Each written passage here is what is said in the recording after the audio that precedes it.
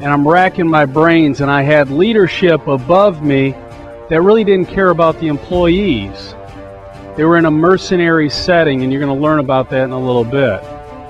So I remember one day I woke up and I went into work, and I'm sitting here, I'm struggling, and I take my chair and I throw it against the wall, and I'm going through some frustration because the burn the belly, to me, to compete to win, was so important at that time. So I walked out of the office, and about an hour later, after I caught my breath, I came back into the office and I said, you know what? I'm going to win. Went through the business, received the bonus, became number one. I go into the final company meeting at Citibank, and Sandy Weil and Jamie Dimon at the time were sitting back there, and they were giving out the award, and they announced John Owens. I jump up and down. Woo! I was so pumped. I'm walking out. I felt like I just threw a no-hitter for UNC Charlotte. So I'm all excited. People are looking at me going, what the heck is going on? Because what I realized at that time, that passion that burned the belly, I was so happy to have that type of success that I wanted other people around me to share that success also. Fast forward, I ended up putting in my notice, said, you know what, I'm going to create a company that I feel like has some endurance that's going to be built to last. I'm going to try to build a company, and I didn't know what it was going to be. I was going to say, I'm going to build a company that people would want to come work for, where they would wake up in the morning and they say, you know what, I can't wait to go to work. And I sit there and I go in my office and I put everything together, and I'm sitting back there and I go, whew, all right, I got a copier, I got a computer, I got paper, I got supplies, I got everything going for me. I sit back there and that's what I hear. There was silence.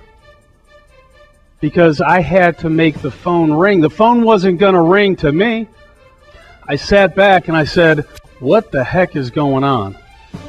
I now, after the first time in my career, I got to lay employees off. I got to lay employees off that said, yes, John Owens, I'm going to work for you. Because again, as you're an entrepreneur and you're a business owner, people are really relying on you. And not only that, they're saying, guess what, John, I'm going to work for you, and my family's going to rely on you. Because what was happening is I needed to change the leadership style in myself, and it had to start with what culture we were going to put together as a company. Because we were being successful despite our own self. I'm going to fast forward that now to 2005. We win the Inc. 500. We're the fastest growing, one of the largest independent, privately held financial, mortgage, and financial institutions in the country. We win it again in 06. I got companies from Wall Street, I got companies, regional banks, big banks, wanting to come in to buy our company. I said, you know what, our culture is so powerful and strong, don't want to mess it up. It's about, you know that word, mover and a shaker. You see it in movies, and it's kind of cool, right? I want to be a mover and a shaker. Well, what I realized was that shaker part, that when I told you, I said I'm a son of a police officer, college athlete, driver, give me the ball. What I realized is that was really my default self. Meaning I was more, as an athlete, I wanted to see other people succeed. I was more of that assist guy. As a business owner, that driver, I'm more of that coach. I don't want to sit there. You talk about me going in downtown Buffalo, New York and trying to be a police officer? Heck no. I wouldn't last 2 minutes there. I don't want to put anybody in jail. I'm the type of guy to say, hey, come here. How can I help you? Of a football team coming together. They accomplished a goal. They had results. They worked together as a team. Can you think about how powerful that is in the workplace? It happens. It happened to us. You can do that. You could put a team together with same common shared goals, very clearly identified what those goals are, and all of a sudden you can become a mover in terms of a leader company. You could, once you identified some of this is what's so neat about this. You can take a business, think about opportunities. You take a business or an industry that's somewhat fragmented, and now you know how to put a culture together and manage to it. You think you can take opportunities and beat everybody in your competition? Absolutely. And all of a sudden it's going to drag your culture down. When the CEO looked at that, he shook his head. He said, I see that happening right now. I feel it happening.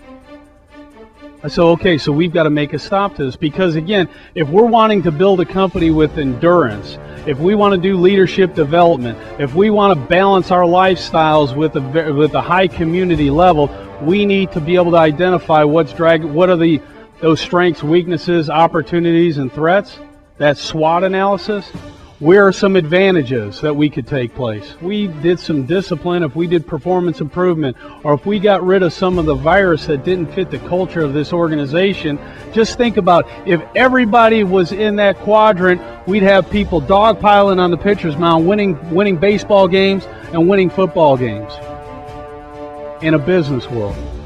Well, if you don't, we don't like the numbers that you have, you better make some changes. And all of a sudden, results became real powerful, financial results to that company.